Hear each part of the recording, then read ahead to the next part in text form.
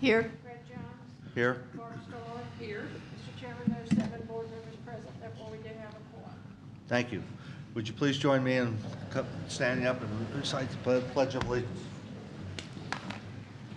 I pledge allegiance to the flag of the United States of America and to the republic for which it stands, one nation, under God, indivisible, with liberty and justice for all.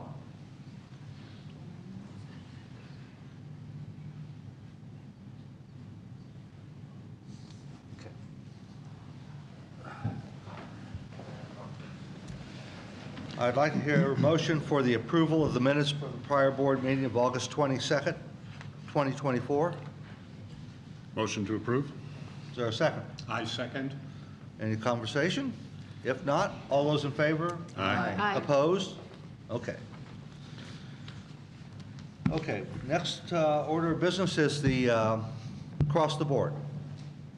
Last Friday at the annual meeting, it was announced that Monica Heisel and M.K. Jacobson were elected to fill the 2 at-large positions of the board. We welcome them to their first board meeting. We also wish to thank the other 4 candidates for participating in the election process for 2024 and encourage them, as well as all members, to look at ways to stay engaged in the governance process going forward. I'm going to stop here for a minute and give both Monica and MK an opportunity to introduce themselves a little bit, so I'll start with you, MK. I'm not alphabetically first. We started from the bottom of the alphabet. I think most of you have read my bio that was posted on the website, but just a real quick refresher. My career has been nursing first, military second, 22 years, retired Navy captain. I was also on the Druid Hills, and am, yes, on the Druid Hills Food and Beverage Committee. So I've had a lot of time to work with the board and come to understand some of the processes. So I hope I meet your expectations in executing my job. Thank you. Monica? I'm Monica Heisel, and something you don't know about me is I'm the mother of 4 either kids or stepkids, so I've got 2 of each. I'm very happy about that. I worked for Abbott Laboratories for about 30 years in different positions: operations, finance, marketing, and sales. And I hope to be able to use some of that experience to lend it here. I've been on a couple community boards. I've been on the election committee. I chaired it a couple years, and also on the strategic planning committee. And I appreciate all the wonderful welcome that everyone has given me. Thank you.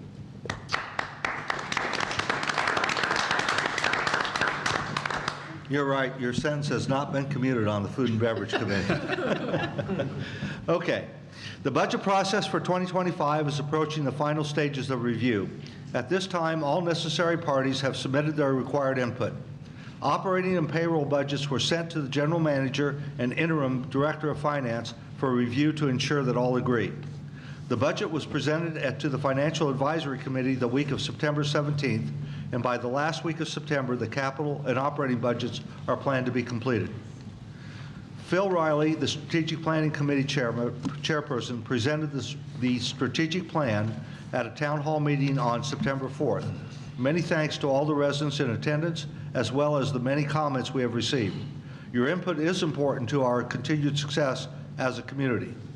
In the coming weeks, the Strategic Planning Committee will review the feedback and develop goals for the coming months. As mentioned during the town hall, key performance indicators and specific initiatives are important next steps as we develop a long-term roadmap. Our mission, vision, core values, and strategic plan will be critical information as we develop our annual budget and plans. Members who would like to share comments regarding the strategic planning initiative can reach out by sending email messages to the team at strategicplanning@fairfieldglade.cc.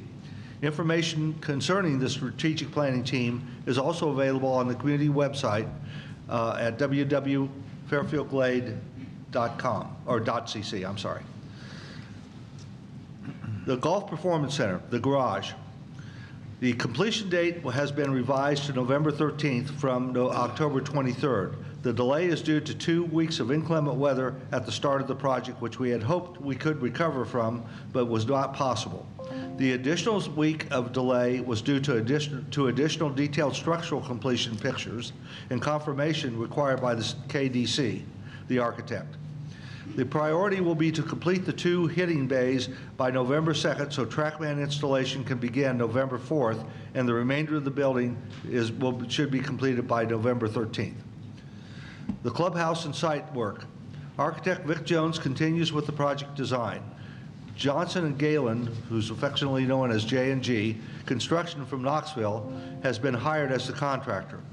A meeting was held Wednesday, September 18th at Fairfield Glade Community Club with Vic Jones, J&G Construction, the MCPC representative, to review the design development architectural drawings and begin the communication between the architect and the contractor for the detailed design phase.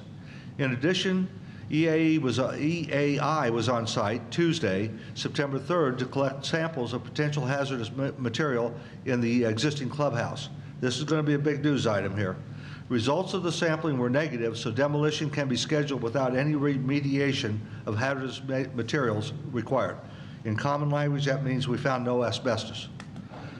The modular building is in process and is scheduled to come off the assembly line in early to mid-October. That's the building that will move the golf operations into. We call it a modular building. It's basically a trailer. So that's what we're talking about there. Members who would like to share additional comments regarding the Druid Hills Golf Club project can do so by sending an email to the steering committee at druidhillsprojects@fairfieldglade.cc. Emergency Service Complex update. The last draft of the proposed architectural drawings and site plan have been reviewed by the board in conjunction with the financial review compared to the proposed budget. A meeting with the ESC planning group was held on August 28th. The architectural drawings have been referred to AEI of Cookeville to conduct a value engineering review to determine possible cost-saving opportunities. Wildwood Stables update. The board has reviewed the recommendation package from the Wildwood Stables Committee at the August 21st and September 25th workshops. Capital and operating requirements along with revenue estimates were discussed. As the current lease will expire on December 31st, we will be taking action later on in this meeting. That is our September update for across the board, and we'll move into something else here. The next thing is the treasurer's report. And this is the something else. As of August 31st, the club experienced a great month of the month of August in the terms of golf rounds that were played. We have surpassed the monthly budgeted amount of rounds by 1,175 rounds and 2,059 for additional rounds so far. The club is still lagging behind, though, the prior year by 3,500 rounds. Golf revenue is lagging behind the budgeted amounts due to the dollars per rounds calculation, as the budget for the per round preferred round was not considered to be accurate or appropriate, which led to the budgetary difference. All rounds are not equal, as the department uses several rates, which include rain checks and other non-chargeable round types. And there's a number of round types that cause some confusion at times. For the marinas, current year revenues have now reached slightly surpassed the budget, with additional specials being offered to members and guests to encourage the use of the marinas and rental of the equipment. The staff has considered in the 2025 budget to reduce prices to grow the participation at the marinas. Racket sports is seeing an increase in revenues driven totally by pickleball. Year-over-year revenue from pickleball has increased 26% over 2023 and 36% better than the budget year-to-date amount. Unfortunately, food and beverage has not met budget expectations, with revenues down 20% in the snack bars and 15% overall, with both covers and rounds behind the previous year. And ambitious, and this is the word to pay attention to, the ambitious budget targets it has been the root cause of the poor performance in the budget. I have to stumble over those words because it's hard to get out negative news. I like to convey positive news.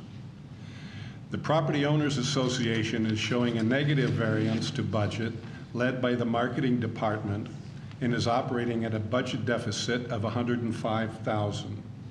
Overall, the POA is operating at a deficit of $198,000, with the community maintenance making up the other large part of the variance, with all the paving now completed. The sewer department has now, for the second month in a row, surpassed budgetary expectations, with revenues now exceeding the budgetary expectations by $109,000, with tap fees leading with a positive variance to budget of $79,000. Expenses are also exceeding budgetary expenses by $4K, which leads to an overall gain over budget of $113,000. In terms of the balance sheet, the club has strong cash positions, and we are preparing for some large projects about to commence. Overall, we are in good shape, as stated yesterday. If there's any questions? Thank you. Okay? Yes, Bruce. Yeah, come on up here, though, so Yeah, that everybody can hear you. I just have one question because it doesn't make any sense to me. Okay. Sewer service has a shortfall of $129,000. How is that?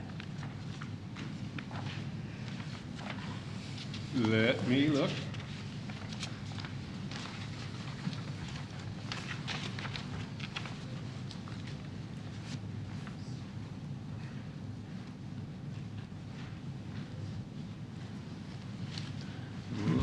Wastewater. Page 2. Which is the forecast revenue? Or tap fees? Sewer service collected to date, $1,264,380, which is a shortfall of $129,785 compared to last year. Sewer service should go up, not down. We've added over 100 homes. Yeah, I mean, if you're looking at the, I'm trying to find it for you, Bruce. as Sure, well. sure, just,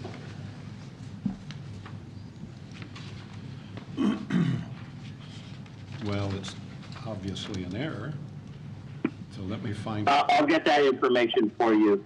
Okay. okay. Have you got that, Jonathan? I'm pulling it up. Just continue with it, and I'll get that I'll get that to Bruce. Okay, thanks. Okay. Thanks, Bruce. All right. Any other questions? Hearing none, we'll go into General Manager's report. Thank you, Greg. Just a few items to highlight for this morning.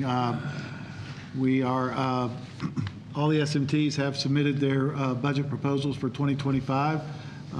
Those have been reviewed by myself and Jonathan and presented to the Financial Advisory Committee, the FAC. It's currently in their hands, and they've been asking pertinent questions and making their review in preparation to forwarding their recommendations to the board no later than next Friday, the end of next week. So the budget proposal will be available to the board to start reviewing. I know the FAC will make their formal presentation at the either their next meeting or the board meeting, but the board will have it for their review starting in October. And a budget presentation meeting has been scheduled for the membership for November 14th at 5 p.m. So that will be, of course, as we get closer, updated information on that so that you'll be informed. Along staying in the accounting department financial area, I'm pleased to announce that we have hired a new CFO. His name is Jason Lambert. He grew up in the Maryville, Tennessee area and went to the Citadel and then received his accounting and finance degrees from the University of Charleston, and spent the majority of his career in Charleston. But then he worked at a very high-end private club in the Charleston area, as well as Middleton Plantation, which is owned by the state, and a big, large operation in the Charleston community area, and is a certified public accountant. So we will look forward to welcoming Jason. His first day will be Monday, October 14th. So we look forward to having our senior management team back to full strength. We did approve for some new kayak launches at Dartmoor, St. George, and Rotherham in the amount of $20,760. Those will be forthcoming. And then, of course, which Bruce Evans shared with us yesterday at the workshop, the Tawny Loop sewer extension is complete, and the notification letters have been sent to all residents.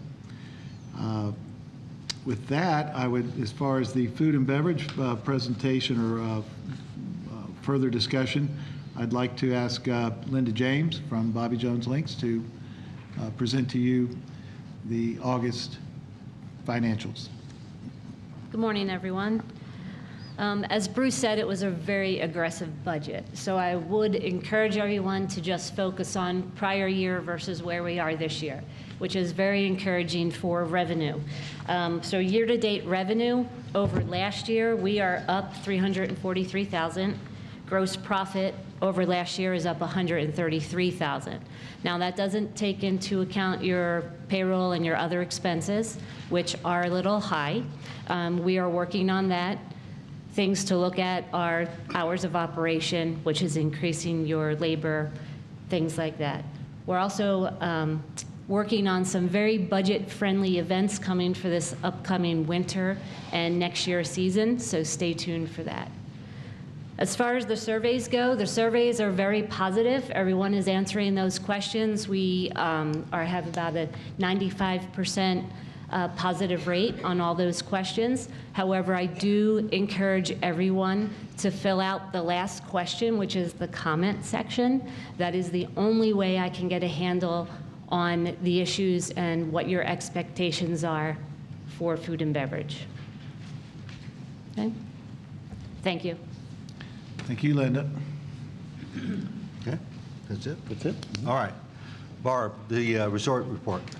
Good morning. Wyndham visitors month to date are 4,359, and year-to-date visitors 39,714.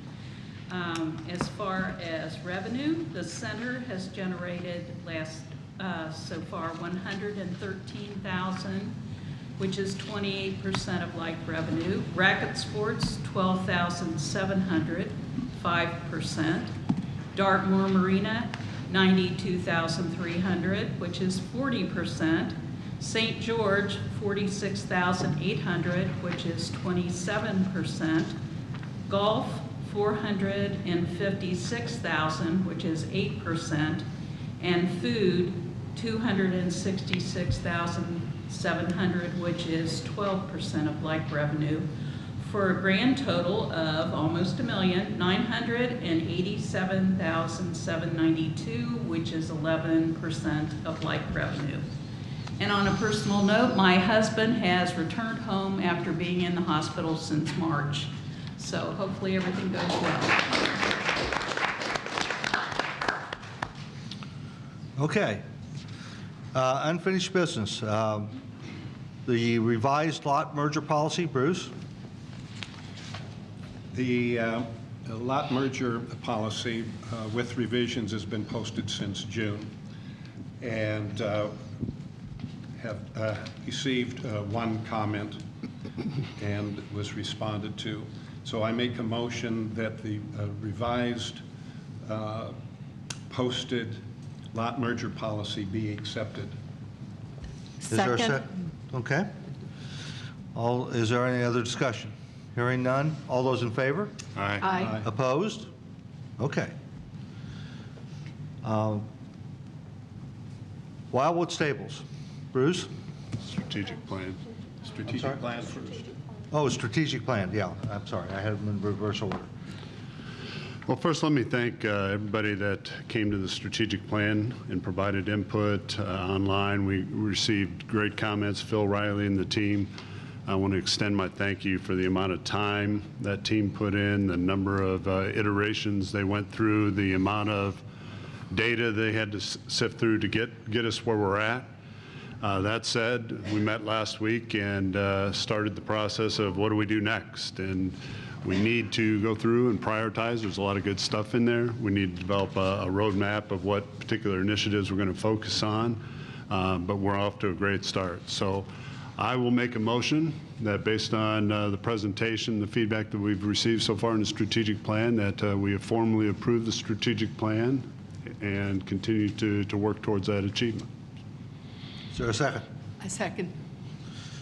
Okay, any further discussion? One thing I'd like to add is this is one of the big things that Scott's going to be taking on this year. The strategic plan gave us the bones. Now we got to put all the meat on that bones. And we got to tie the strategic plan to what we're doing in operations so that we have a seamless look at where we're going and where we're actually, what we're doing to get there. So this will not be a slow news item during this rest of this year, and I really thank Scott for taking on the charge to get this done. We're going to look at the whole committee, how it's structured, how we're going to be working with different parts of not only our organization but other stakeholders. So this will be a big deal now that we got the plan in place. Yep, and I'll add that Monica is going to join us on the strategic plan as well. So we'll get another set of eyes and fresh ideas. Okay. All right, all those in favor? Aye. Aye. Opposed? Very good. Now, Wildwood Stables. Okay. After review of the recommendations and all of the good work that the Wildwood Committee has done over the last several months, outstanding piece of work and a lot of hard work. Therefore, after review and discussion yesterday, I make a motion to cease all operations at Wildwood Stables effective January 1st, 2025. This motion also stipulates the use of the land be referred to the Strategic Planning Committee for inclusion in the future land use development plan. Is there a second? I will second the motion. Okay, so this I know is a big item. We talked about this both in August before the new board members were seated. We talked about it again yesterday. And really what I've asked to do with all the board members is for them to give their opinions of what, and it's part of the conversation of what we talked about on that. And we're going to start with you, MK. Again, I want to echo my appreciation for all the hard work that the committee did in providing information to the board. This was an extremely difficult decision. However, we have an obligation to the entire membership to prudently manage funds, and looking at what it would take to sustain operations and improve the situation down at the stables, it's just too overwhelming for our budget. Yeah, I'll add MK. This is tough. I appreciate everybody that came up and told their emotion. My family comes from a farm background, and my grandfather, I loved growing up on that farm. But as MK said, as we brought in the financials, we looked at the costs and the condition of the barns and the fields and stuff. It was just a decision that we had to make. So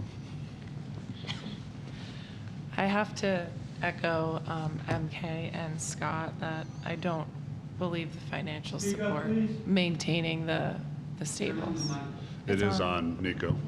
She's soft-spoken. Sorry. I just said that I was echoing MK and Scott in my opinion that the financials don't support maintaining the stables. As far as the Wyndham timeshares, we met with Mark McLean and Renee Morphew, who are the management team at Wyndham, and asked them how they felt about the Wyndham visitors, if it was important to our Wyndham visitors. and they both replied no, and that people could go over to Falls Creek Falls and get a longer ride.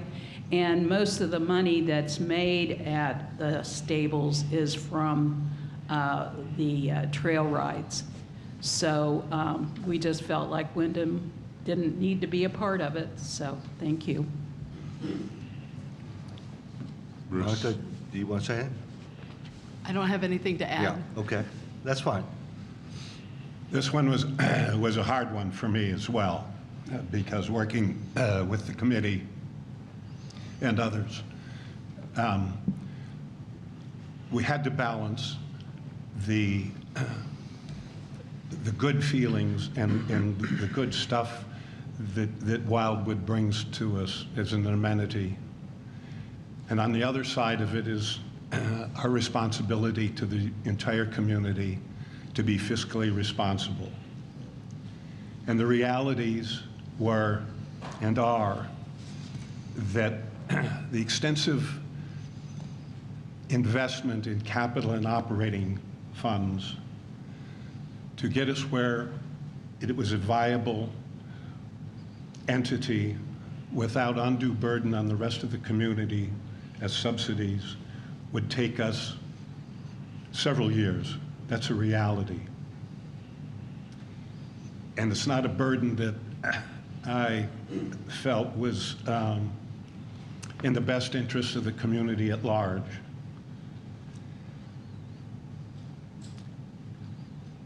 I wish there were a way for us to have this, because I was really for it as well. And I couldn't find a way to get us there. And it's my responsibility to say that as the treasurer, that we have to be fiscally responsible to the entire community. Thank you. I'm going to make a few more comments and maybe summarize some of the other conversation here. What it got down to is, I think you heard from other board members, certainly in my opinion as well, it's a financial decision. I think if it was emotional or a personal decision, we probably would have had a different answer. But the capital infusion that we would have to put into there, and this is a lesson to learn, because now we've had two places where this has happened to us. It's been Druid Hills, and it's now the stables. This is what happens when you don't keep your assets up to date and you take care of them the way you should. And quite honestly, we're going to get into more of this, because one of the things that's going to happen in the orientation that we're going to do for all the board members, as far as I know for the first time, we're going to drive by every asset that we have here at Fairfield Glade. And all board members are going to get an opportunity to look at them. And this is not a slow news item, because we really have to be careful about where we are with our current maintenance and our reserve study, because that's the one that's going to take us through the future and making sure that we maintain the useful life of these assets. And that was a big part of this whole conversation. So it wasn't really a vote on, well, is the stables a good thing or a bad thing? Because I think we all agreed it was a pretty good thing. But what it got down to is, can we really justify the infusion of money that it's going to take to get us there? When we looked at this, there was a large capital infusion. On a good day, we were looking at 2026 before we could really be at a point where we could really have these stables operating in a way that we thought it would fit what we would consider to be a good amenity here at Fairfield Glade. So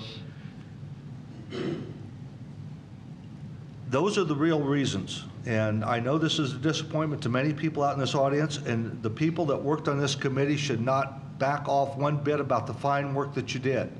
Matter of fact, this really conversation went on for a good long time, and it happened at 2 board and 2 workshop meetings and an appeals meeting. So it was not something the board took lightly in terms of talking about this and where we really wanted to go. But that's where we are.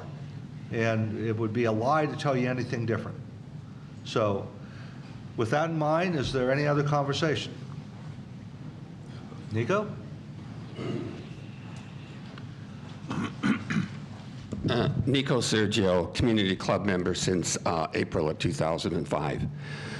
Now that everything is completed, could we get the release of the stables report, the committee report, and could we get some summarization of what happened during the stables discussion in the executive meeting yesterday? You're hearing that right now.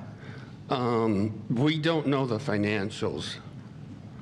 I guess I'd like to see a breakdown of the financials, and I'd still like to see that report. We will try to make some of that stuff available. The problem is, quite honestly, Nico, MK and Monica got the feeding on this. There's about 35 attachments. And to bring all of that together, what I'm saying is it's not going to change the decision. I'll be more than happy to let you look at some of that, but I'm not going to make all of it available because not all of it's really pertinent to the decision. The community club members, I think, are entitled to some of that information. I said I would make some of that available, and that's fine. We'll go through that. But what we're not going to do is get into another discussion of whether or not this is the right thing to do or not. I'll make it available for you to look at, but we're not going to get into another discussion of that. Okay, thank you. Okay?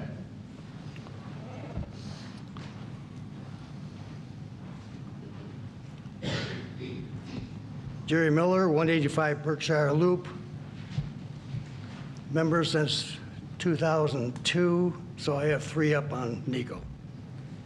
I have never been probably as angry as I am right now. Just talk closer to the mic. Yes. I have never been this angry probably before. John Cannon told this community 2 years ago that he would not be renewing the lease. Nothing was done for 2 years. The board has never been involved. Not one member of the board in 15 years has ever set foot in that place. Not one member of this board or other boards for 15 years has ever had a word with John Cannon about the operation. You heard a passionate plea yesterday of people here on what this amenity could have been. No one listened to anybody on what it could have been. They made a financial decision. We're spending $25 million, including financing on Druid. We can't spend, what, $1 million, $2 million, $3 million, whatever it takes over a period of time to get this stable that's so important to so many people here in this community. 4,000 people are customers, paying customers, stables annually. 4,000. Not a few horse riders, but 4,000 people participate in this community activity. This is the most outrageous thing this board has ever done. Not one member of this board or any board again has ever set foot on that property. They wouldn't know John Cannon if he walked in this room. And that's disgraceful. I'm embarrassed for all of you, and that's all I have to say about the subject. I've worked so hard for 2 years. I have put input. I have written emails. I've had conversations. Didn't get one single response from this board on anything I have said or other people have said. This is the most disgraceful thing I think this board in my 22 years here has ever done. Thank you. I'm going to respond to a little of that, but I'm not going to get into a full discussion. I understand Jerry's passion. I appreciate Jerry's passion. I'm going to appreciate all the people that are going to come up here, their passion. But somebody else. I'm sorry. You've had your chance. Sit down, please. You're done. All right. What is it? Very important thing. I'm 6th. Give me a chance. This board promised the boarders in this stable out there they would have ample notice if they ever decided to do what they did today. They got 3 months. There are no bases, no place to go. These boarders had no place to put their horse. There's not one vacancy in the entire county for them to put their horse. What are they going to do, put them down? Thank you, Jerry. Now, what I'm going to say is, you heard Jerry talk. What I'm going to tell you, and I'm not going to go into all the details, there's a lot of misinformation in that conversation, a bunch of it. And this board has taken this topic very seriously. It's not true that people have not been down there. It's not true that people haven't talked to John. It's not true of any of those things. So what I'm telling you is this board, from my perspective, did the fiduciary thing and the due diligence to really work through this. And I understand the passion, but let's also be clear about the facts, okay? My name is Patty Vilhauer. I was on the committee that made the recommendations. I'm extremely disappointed, extremely disappointed. I lay this at Fairfield Glade's feet, this problem. Maybe not you guys were on the board, but for the last 16 years, money has come into the general fund. I don't think 1 cent was put back into the building, the barns, the pastures, so forth. That's how we got into this position. Fairfield Glade board, whoever it was, over the last 16 years, just neglected the property, looked away, took the money, and that was it. That's why we're in this position. If we use the financial issues, I know everything eventually comes down to money. But if we use those same criteria, we'd close the restaurants. We wouldn't be building more golf. The other areas, the other amenities that don't make money and won't make money, and I hate to say it, bocce ball, they'd be closed down. They wouldn't even be considered. So I think it's a mistake, and I kind of echo, the boarders are going to need time, not just close the door. I don't know if anything can be worked out so they get a few more months to stay there, whether they just stay on the property, do their own board, don't need any assistance. Maybe something like that could be worked out for them, but they are in a real bad situation. They've got a horse, and they love their horses like you love your cats, you love your dogs. You wouldn't just throw them out on the street or put them down. You would do whatever you could, but it's going to take time for them to find a place to go. And again, maybe if they could stay longer through the spring, if something could be worked out, that would be great. But again, I'm very disappointed. I know you have to make your decisions. Every time the board spends a dime, you get blowback. I know that. But the potential of the property was what really encouraged all of us. For it to be an event center, equestrian center, there is potential. It can make money, not lose money and come in every month and say, oh, well, there's another $100,000 down the drain. It could be self-supporting, and it could make and I know we discussed that already, but anyway. So I am very, very disappointed, but you need to help these boarders. They're being caught off guard with limited time. Thank you. And I'll be honest with you, that was probably one of the biggest things we discussed, mainly yesterday and at the last board meeting, because of where we know the border issue is. But at the same time, we do have to take some action and give them as much notice as we possibly can. Delaying the decision is not going to help anybody. My name is Joe Wind. I'm in my 15th year of boarding at Wildwood Stables.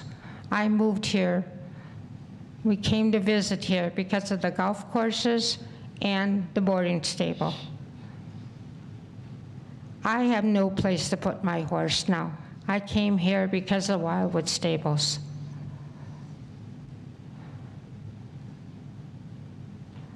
There are no open spaces within a 50-mile range of putting a horse. We came to the board the 3rd week of October last year, 2023, telling of this problem of the stable shutting down. Informed the board there were no open spaces. Now we have 3 months to try to find a spot, or are we all supposed to put our horses down? I'm not willing to put my horse down.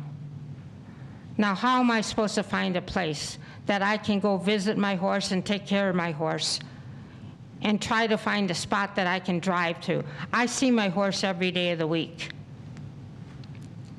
Now, please, if you give us time so that we're able to take care of our own horses on a daily basis.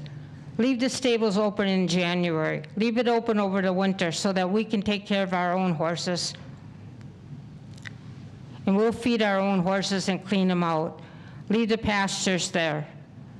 And we'll take care of our own horses and pay rent to you. Thank you for the consideration. Thank you. Greg, tell them how many boarders we have right now at the stables? I believe there's 9 horses there at this point. Pardon me? Now, we've had 3 of John's trail horses sold, and those people are boarding there. One of the workers, Yeah, come up here, Polly, because I can't hear you back there. I thought there were 9. Well, that's what I said, 9. That's what we were told. Yeah. Yeah, very recently, within the last couple of weeks, John has sold 3 horses. Those people all planned on continued boarding there, so that you can add that to the 9 or 10. A couple of the employees purchased horses who planned on continued boarding there. There's probably at least 15 now that I can just think of off the top of my head. The information we had was we were told 9. Oh, that was correct. But like I said, this is within just the last couple of weeks. Okay. This has all transpired. So it's just a moving target all the time, basically. So. Okay, thank you. Sure. Sam?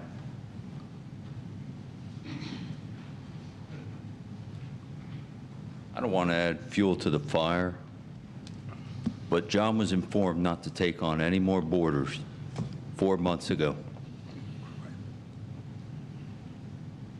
John was told to stop taking on boarders previously. So the information I had and presented to the board was what he had in there. Thank you.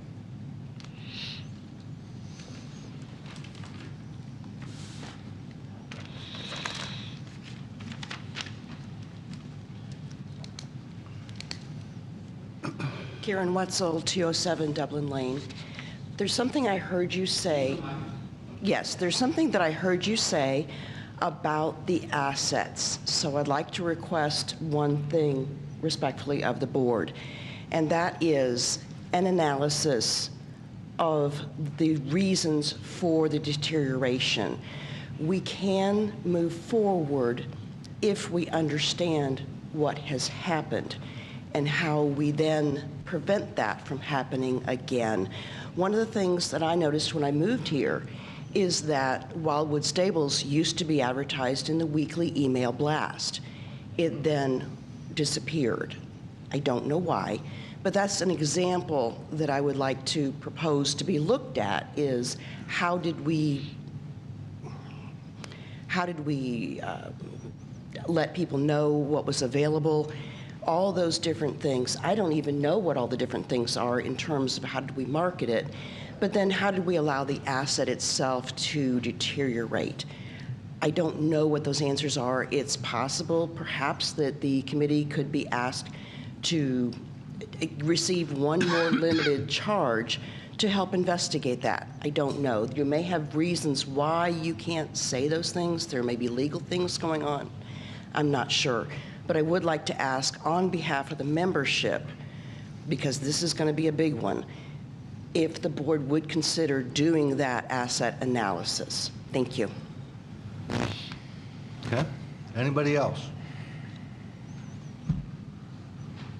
Hearing, oh, I'm sorry.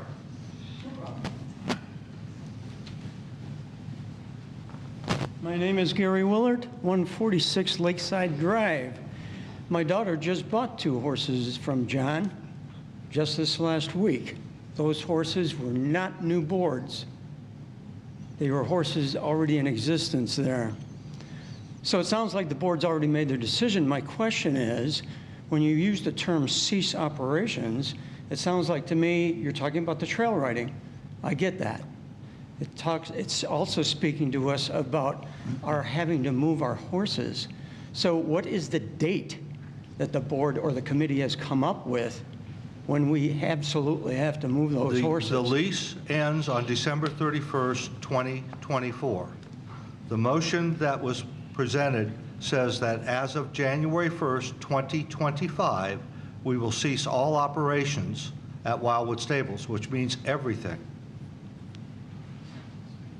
Okay, I appreciate that information. Did I also hear you say, sir, earlier that it was going to be 2026 before you saw this turnaround financially? In everything that we looked at, it was later.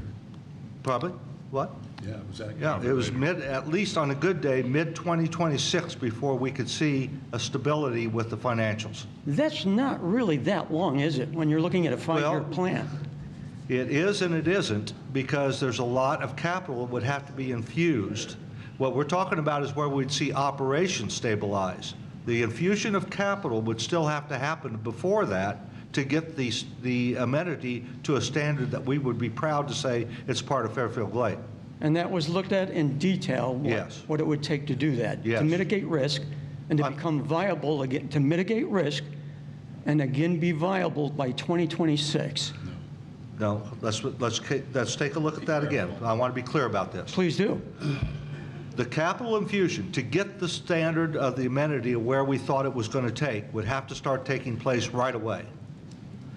What we talked about in terms of the operations, which is trail rides, borders, that type of thing, that would stabilize in 2026 to where we thought we might be at a point where we could break even. So capital infusion is a separate thing. That would have to be done, and that's a separate item, and so we have to consider both. What would it take to get the operations where we needed it to be, and what would it take to bring the facility up to where it needs to be? And those are two different pots of money, okay? Understood. Typically with our amenities, we ask them to cover their operating expense, not necessarily the capital infusion. That's the investment the community makes in anything we do, okay? Does that help? That helps, thank you. Okay, thank you. Any other comments? All right, hearing none, we have a motion on the floor.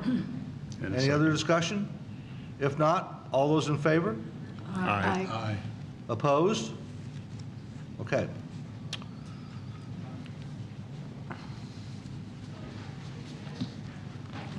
I want to also give you some background in a House bill that was brought up at the last August board meeting. It's House Bill 2209, and there was a question about whether or not that particular bill was a part of the things that we have to do as a community. And after we did the research, Kenneth, I don't know, you want to talk about this? You're probably a better person to talk about it than even I. We looked at that bill and the codification of the bill in the Tennessee Code. The bottom line is that bill is restricted for application only to Williamson County, Tennessee, is the bottom line. The Fairfield community is not bound by that bill. In fact, nobody in Tennessee is bound by that bill except for certain communities that exist in Williamson County. For those of you who may not know, Williamson County is the county that's directly south and adjacent to Metro Nashville. And so we're talking about Brentwood and Franklin, Tennessee. Basically, those are the only areas that that bill applies to. So the bottom line is that we do not have to comply with that law. That doesn't mean that there aren't some things and suggestions that we can't take from it to maybe do our operations better. But the fact of the matter is that in terms of that particular law, we do not have to comply. Okay? All right, new business. Lot merger policy. We did that. We did that. Oh, we did that. Yeah. All right. Financial Advisory Committee. Yes. I make a motion that we approve the one-year extension through 2025 for one member of the FAC, currently sitting. Second, The name? Natalie. Yeah, the name. We're now, We can- yeah, We can name them now? yeah. Natalie Stenardo. Yeah. No, thank you. I went blank. Thank you, okay. All right. It's a change. Any other discussion? All those in favor? Aye. Opposed? Okay. We have one other member to seat, and that's the ACC. Is there a motion? I make a motion that we approve the committee recommendation to appoint Steve Heron to a 3-year term through 2027 to the Architectural Control Committee. Is there a second? I second. Any further discussion? I will add, I sat in on the interview with Steve. as the liaison to the ACC at that time, and a very, very, very qualified candidate. So if no other further discussion, all those in favor? Aye. Opposed? Okay. Capital authorization request, what we call CARS. Posting Posting known existing. Boy, you know, I'm on the old one here. There you are. Sam? Posting the exterior home amenities policy. There we go. Mr. McAdoo. Thank you. The Architectural Controls Committee approved for posting and presented to the Board of Directors a policy called the Exterior Home Amenities Policy. This policy is a complete rewrite of a previous policy, which will also be posted on the website for explaining it, and that is the Fairfield Glade clothesline, garbage can, woodpile, and related items policy. That current policy is 2 sentences, okay? The new policy is 2 pages, and it incorporates those 2 sentences, but expands on the items that we've received comments back and we've been involved with since 2016. So both those policies, the complete rewrite and the old one, will be available for comments on the website today. Is there any questions? This is an important policy because it is a rewrite, and the ACC took into account a lot of the comments that we've gotten from members. Also takes into account, I think it's fair to say, Sam, a lot of the learnings and right. appeals and everything that we've had from members. So please take some time and review it and make sure you understand it and give us your comments. Okay? Now we'll go into the cars. Okay. You're up. I'm presenting a capital authorization request for a transmission. It is a replacement of a transmission of a police department vehicle, number 113. The car is for the amount of $13,000, and it is a 2024 unfunded spend. And we have leftover capital in various savings in capital throughout the year, and that's why we're presenting this.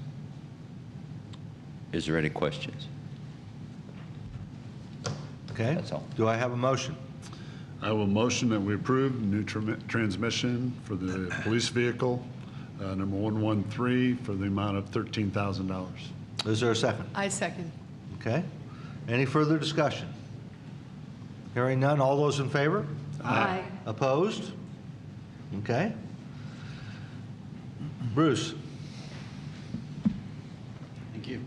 I'm presenting a car this morning for expenses related to the installation of sewer on the new development, Maple Ridge, up on the north end. Hopper Construction is performing the work.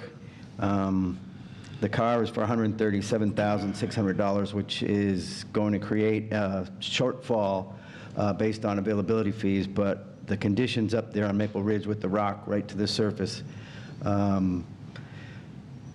were extremely difficult to overcome during the installation of the sewer, so the contractor provided a rather expensive cost. It's within budget right now, but a future project that's already been approved through a car is going to put us over budget for the year. Okay. Do I have a motion? I make the motion that we approve the Maple Ridge sewer installation for $137,600. Do I have a second? I'll second. Okay. Any discussion? Hearing none. All those in favor? Aye. Opposed? Okay. Thank you. Thank you, Bruce. The Southern Pride Smoker, Stonehenge Grill. Do you want to talk a little bit about that, Bill? Yeah, that's a request from Food and Beverage for it's a company that produces box units. They're stainless steel box units that will be installed in the Stonehenge Grill kitchen. Where they have direct water lines and pellet boxes or wood chip box, whichever you prefer to use, to control the type and amount of smoke for enjoying smoked meats and foods of going forward, which has been proven to be a popular item and a good offerings to have on a variety of levels. So the amount of the smoker is $13,589. It has been reviewed by Jonathan, and we did available capital from now to the end of the year. Okay. Do I have a motion? I move that we approve the capital authorization request of $13,589.26, tax included, for the Southern Pride electric smoker for the Food and Beverage Department. Is there a second? I'll second that motion. Any conversation? Hearing none? All those in favor? Aye. Opposed? Okay. Comments from the floor? Any? This could be a first. Okay. Hearing none. Any comments from board members? I have a couple, but I'll let others go on here first. If hearing none, then I'll go ahead and make a couple announcements. We're changing something for the vets. November 11th, rather than in the past, we used to have a dinner for the vets, ex-military, on Armistice Day was what I call it, Veterans Day. And we did away with that during COVID. We're going to reinstitute that, and we're going to have it November 11th. I believe that's a Monday night at 5 p.m. And in lieu of that, we're not going to give out the cards anymore. We're going to actually have the event. So we'll get some announcements out with that, but we wanted people to understand that. It's a good opportunity for the vets to get together, share some stories, have some fun, and we're looking forward to reinstituting that event. So that's going to happen. The second thing is that we also have an event coming up Saturday, and if you're on our distribution, you'll get that. We have people being deployed out of Crossville over into the Middle East.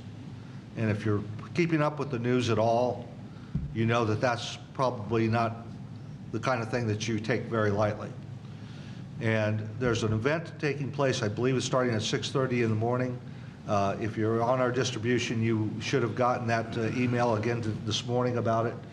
And what the city of Crossville and other cities, because they're being deployed throughout this county and all the way going towards Nashville and that, it's called Line the Street.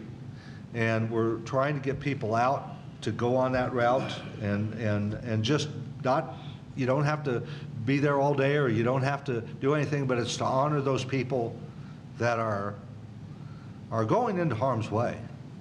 And we really appreciate as many of our people that could get out there just for the time when they're going by to show our appreciation of what they're going through to get out there. So if you got questions, we'll obviously answer them, but please think about that on Saturday morning, because they'll be thinking about a lot of other things, I'm sure. I also want to go back to the Maple Ridge thing because, and I'm not going to call out names here, but I am going to call out a symptom of what I think is a bigger disease. And I want people to understand that you have a right as a citizen to go and talk to your governmental bodies wherever you want. But we had a situation where a group of members decided to go to the Roads Commission around a repair they wanted to do in their road. Yep. No, I'm not talking about Tawny Oak. Hickory Ridge. No, not talking about Maple Ridge or Tawny Oak. I'm talking about a different place. Well, no, I said I wanted to go back to the Maple Ridge thing because it's a symptom of another problem, okay? So what I want to make sure people understand is this winds up costing all the members money. And what I want to go through a little bit is have you understand that. This group went, they were very proud that they won the war, and they got the county and they got the declarant to invest money in things. But now what's happened is the Planning Commission of Cumberland County, we used to just have to provide a letter of credit when we did these things. And this is why I'm going back to Maple Ridge, because that's part of this. We used to just provide a letter of credit. That cost us nothing. Now, because of what's happened, the Planning Commission is requiring us to give a performance bond, which in this particular case would cost around $2,000. That's going to be the way of going forward from here on out. So as a citizen, you have a right, and I'm not trying to say that you don't have a right. I want to be clear about that. But it would be very much appreciated if you would work with the board and work with the operations group before going to governmental bodies, getting what you think is right, because it winds up costing all of us now. So going forward, and I don't see anything changing here, Bruce, is those performance bonds are going to be for every time we lay sewer. And every person here is going to contribute to that. So you sometimes can win the battle, but you lose the war. So I would appreciate it if you have a desire to go in front of commission, at least try to work with us so we know what you're doing, why you're doing it, and we can give you our perspective of what we think, whether we think we're supportive or not supportive, and the reasons why. So this is just a piece that I want everyone to understand, because it's happened to us now, and we need to be at least aware of what's going on. And by the way, that decision by the Planning Commission had no input from us, but it's their right to do that. So just be aware, okay? All right. Looking for a movement to adjourn. Motion to adjourn. Second. All those in favor? Aye. Opposed? Thank you all for coming, and we do appreciate all the comments.